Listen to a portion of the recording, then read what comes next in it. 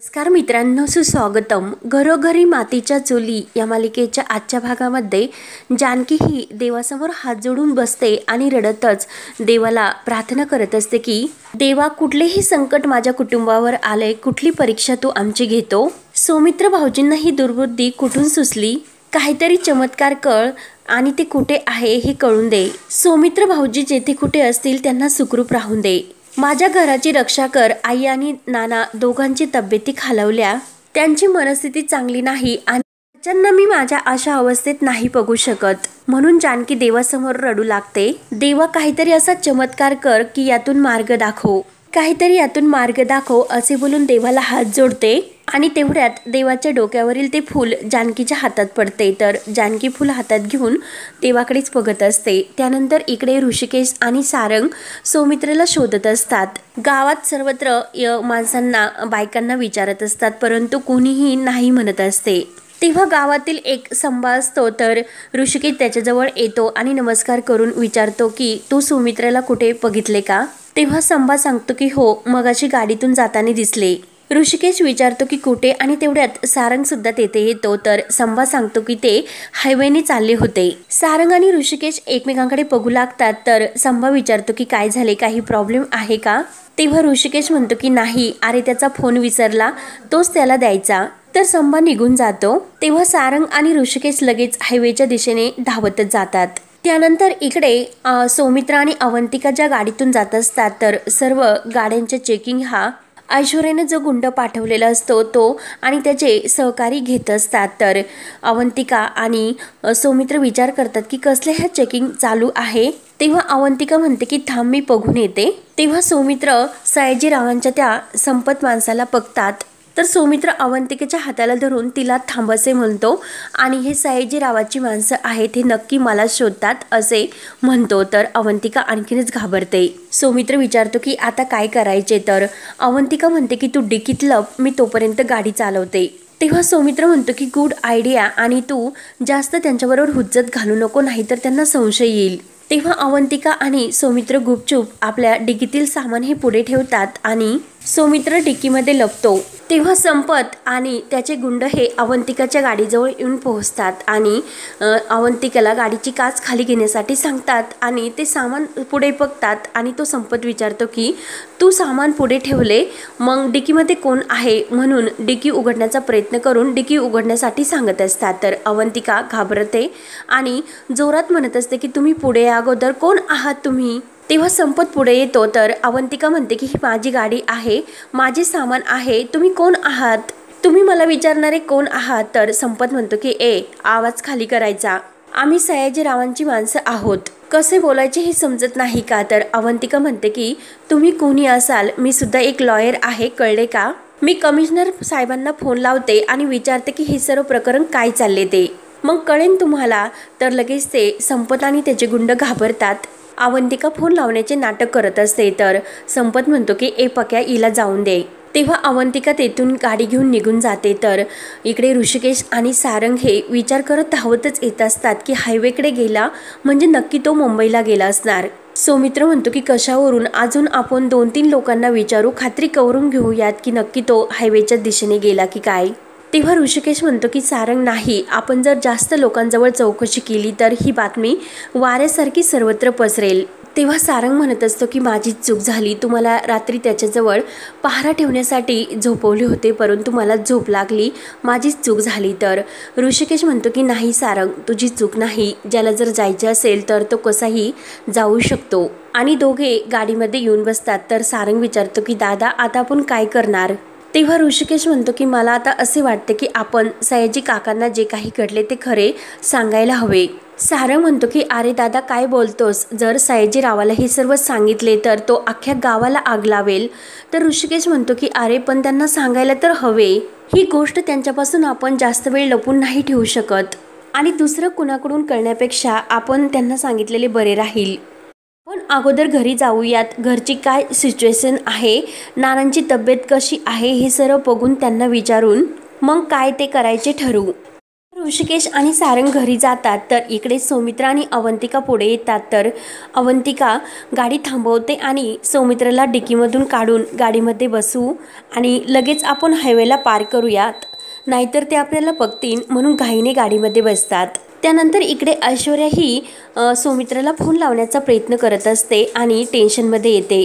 तेव्हा सयाजीराव हे ऐश्वर्याला विचारतात की अगं कसला विचार करतेस. तेव्हा ऐश्वर्या म्हणत असते की त्या संपतचा अजूनसुद्धा कॉल नाही आला. तेव्हा सयाजी काका म्हणतात की एकदा संपतला जर काम सोपवले तर ते काम तो पूर्णच करत असतो. तर ऐश्वर्या म्हणते की ते खरंच मला माहिती आहे, परंतु त्याच्यावर विश्वास आहे म्हणूनच हे काम मी त्याला दिले. गॅरंटी आहे की तो नक्की माझ्यासमोर सौमित्रेला उभा करेल. सयाजी काका म्हणतात की पोरी असाच रुबाव ठेव, हळूहळू आपण त्याला घर जावई करून टाकू. तेव्हा कावेरीला मात्र राग येत असतो. तेवढ्यात ऐश्वर्याच्या मैत्रिणी येतात आणि ऐश्वर्याला विचारतात की कशी आहे. तर ऐश्वर्या खुशून म्हणते की अगदी मस्त आणि घराकडे बघून म्हणतात की लग्नघर खरंच खूप छान सजवले, वाव. तर कावेरी विचारते की वाटतं ना लग्नघर. तर मैत्रिणी खुशून हो बोलतात. तेव्हा कावेरी म्हणते की तुम्ही सर्वजण कलवऱ्या आल्यानंतर घर आणखीनच शोभून दिसते. निकिता म्हणते की ऐश्वर्या तू खरंच खूप सुंदर दिसते. तर ऐश्वर्या म्हणते की दिसणारच, कारण मला जसा मुलगा हवा होता तसा मला तर मिळाला. आणि ती मुद्दाम निकिताला मिठी मारते आणि माझ्या लग्नामध्ये खूप असा एन्जॉय कर, चल मी तुला रूम दाखवते म्हणून सर्व मैत्रिणींना ती रूममध्ये घेऊन जाते. त्यानंतर इकडे सौमित्र आणि अवंतिका मुंबई अजून 200 किलोमीटर असते तिथपर्यंत येऊन पोहोचलेले असतात. तर इकडे घरी सर्वजण सारंग आणि ऋषिकेशची वाट बघत असतात. मुले कुठे गेली असतील, अजून का आली नाहीत. आणि तेवढ्यात सारंग ऋषिकेश घरी येतात. बघून सर्वजण उभे राहतात आणि सुमित्रा विचारते की काय रे तुम्ही दोघेच आलात, सौमित्र कुठे आहे. आजी म्हणते की अरे सांगा ना काहीतरी बोला. तर नाना सुद्धा म्हणतात की अरे सांगा काहीतरी, सापडला का तो. तेव्हा ऋषिकेश म्हणतो की नाना तो बहुतेक मुंबईला गेला. ते ऐकून सर्वांना धक्का बसतात. नाना विचारतात की बहुतेक म्हणजे. तेव्हा ऋषिकेश म्हणतो की आम्ही त्याला सर्वत्र म्हणजे शोधलं आणि त्यानंतर दामलेंकडे गेलो. तेव्हा सारंग म्हणतो की नाना तो दामलेंच्या मुलीसोबतच मुंबईला पळून गेला. तेव्हा सुमित्रा म्हणते की अरे मग ते काय म्हटले, त्यांना काही माहिती आहे का. तेव्हा ऋषिकेश आणि सारंग शांत बसतो. तर नाना म्हणतात की अरे सांग ते नेमकं काय म्हटले. तेव्हा सारंग म्हणतो की खरं तर नाना दामलेंला सर्व माहिती आहे, परंतु तो माणूस काही सांगायला तयार नाही. जानकी विचारते की म्हणजे. तर आजी म्हणते की असा कसं सांगायला तो तयार नाही, जबरदस्तीने विचारायचे तुम्ही. तर ऋषिकेश म्हणतो की आजी कितीही काही झाले तर ते एका मुलीचे वडील आहेत आणि त्यात ते वकील, त्यामुळे त्यांच्याशी भांडून काही अर्थ नाहीच. त्यांनी स्पष्टपणे सांगितले की मी माझ्या मुलीच्या विरोधात नाही जाऊ शकत.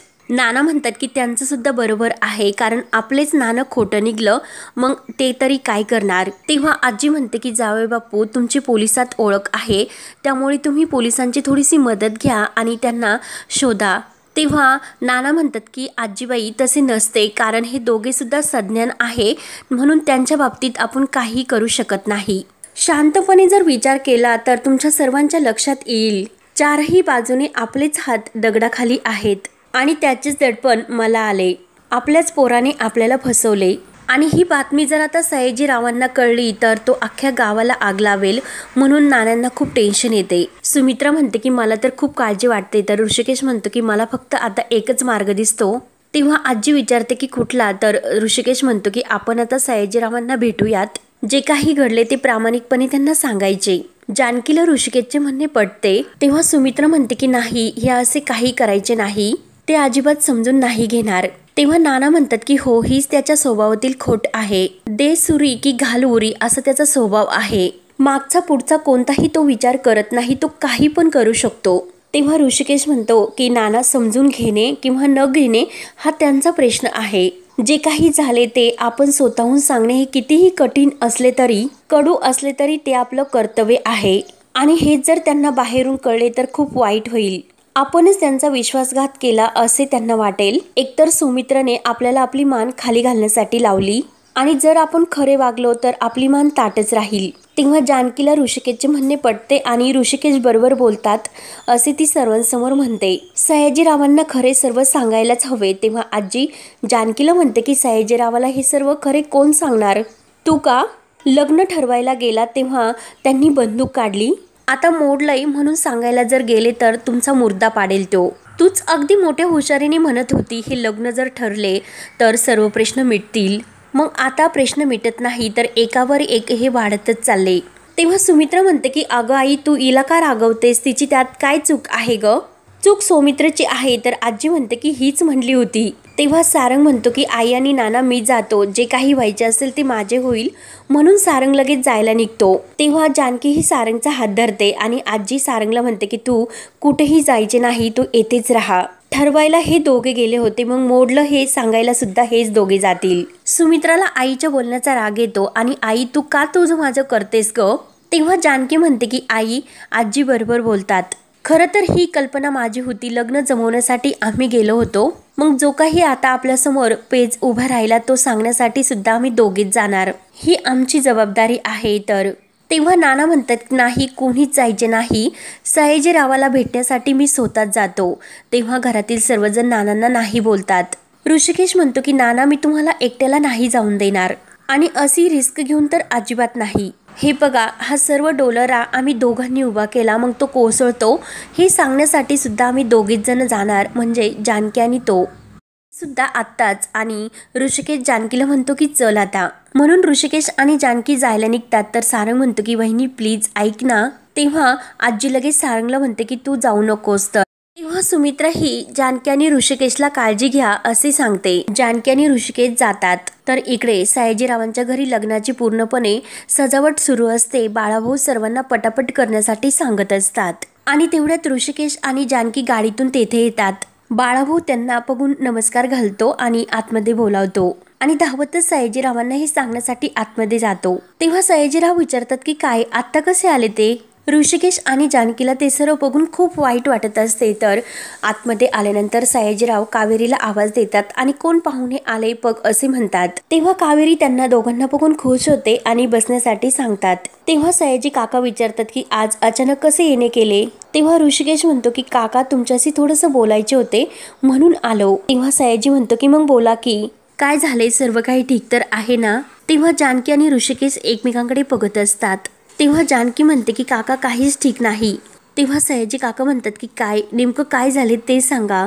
तेव्हा ऋषिकेश आणि जानकी उठतात. तर ऋषिकेश आपल्या खिशातील चिठ्ठी काढून सयाजी काकांच्या हातात देतात. तर सयाजी काका ती चिठ्ठी वाचतात आणि ती चिठ्ठी फाडतच म्हणतात की खूप मोठा दगा तुम्ही आमच्याशी केलात. आणि ऋषिकेशला म्हणतो की ऋषिकेशराव तुमचा भाऊ पळून गेला, त्याला पकडून माझ्यासमोर उभ्या करण्याऐवजी तुम्ही ती चिठ्ठी कशाला माझ्या हातात देता, याचा अर्थ मी काय समजायचा? तेव्हा ऋषिकेश म्हणतो की काका नेमकं काय करायचे तेच मला समजेना, म्हणून जे काही घडले ते तुम्हाला सांगण्यासाठी लगेच आलो. काका सर्व गोष्टी हाताबाहेर जाण्याअगोदर तर सयाजी काका ओरडून म्हणतात की अजून हाताबाहेर काय जाण्याचे राहिले? बोलणी झाली, अंगठ्या घालून झाल्या, सुपारी सुद्धा फुटली, फक्त लग्न व्हायचं बाकी राहिलं. तेव्हा कावेरी जानकीला म्हणते की अगं हे सर्व होईपर्यंत तुम्हाला खरंच काही कल्पना नव्हती का? तेव्हा जानकी म्हणते की होती आणि सौमित्र भाऊजींचे ज्या मुलीवर प्रेम होते ती मुलगी त्यांना सोडून कायमची परदेशी गेली होती असा त्यांचा गैरसमज झाला होता. जेव्हा त्या मुलीला कळले की हे लग्न होते तेव्हा तिने जीव देण्याचा प्रयत्न केला, म्हणजे आत्महत्याचा. म्हणून तर सयाजीराव म्हणतात की म्हणून तुम्ही माझ्या लेकीचा जीव घेण्यासाठी आलात का? तेव्हा ऋषिकेश म्हणतो की सयाजी काका जानकीला तसे म्हणायचे नव्हते, तुम्ही शांतपणे ऐकून घ्या की आम्ही काय म्हणतो. तर सयाजी म्हणतो की अजून काय ऐकून घ्यायचे? तुमचा भाऊ पळून गेला म्हणजे हे लग्न मोडले असे तुम्हाला म्हणायचे का? अख्ख्या गावाला खबर आहे, जिल्ह्याला मोठमोठे मंत्री येणार आणि आज तुम्ही येऊन सांगतात की भाऊ पळाला म्हणून. आणि खूप तुम्ही आमच्या विरोधात मोठं प्लॅनिंग केले आमच्या तोंडाला काळे फासण्याचा, पण आज सयाजी तुला काही सोडणार नाही. तू काय शब्द दिला होतास की जर दगा दिला तर तुमची तलवार आणि माझी मान असेल, मग ते वचन तुम्हाला दिले होते. आणि सयाजी बाळाभाऊंना बंदूक काढण्यासाठी सांगतो. तर बाळाभाऊ बंदूक काढतात. तर ऋषिकेश सयाजीरावांपुढे हात जोडतो. मी दिलेला शब्द नाही मोडणार, तुम्ही झाडलेली गोळी मी माझ्या छातीवर झेलेल. तेव्हा जानकीला धक्का बसतो आणि ती आहो असे म्हणते. तर ऋषिकेश जानकीला थांबवतो. ऋषिकेश पुढे म्हणतो की काका मी तुम्हाला खरे सांगतो की यामध्ये कोणताही आमचा छुपा डाव नव्हता. तुम्ही आमचे होणारे व्याही आहात, नानांचे मित्र आहात. जे काही घडले ते खरं सांगण्यासाठी आम्ही येथे आलोत.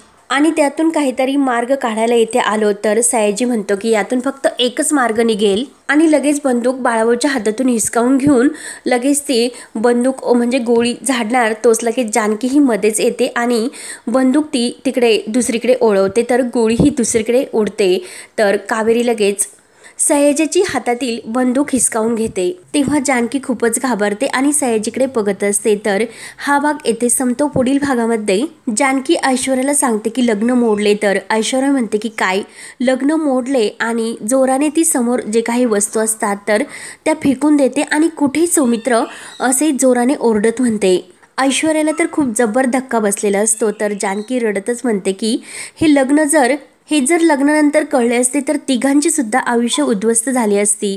तर ऐश्वर्या म्हणते तुम्ही त्या दोघांचं आयुष्य वाचवलेस माझे काय। तेव्हा जानकीला तर धक्काच बसतो तर सयाजी म्हणतो की सौमित्राला आता मी जिवंत नाही सोडणार। तेव्हा जानकी आणि ऋषिकेशला आणखीनच जब्बर धक्का बसतो। तर आता पुढे काय काय होत राहणार हे पाहण्यासाठी चॅनलला नक्की सबस्क्राईब करत राहा। धन्यवाद।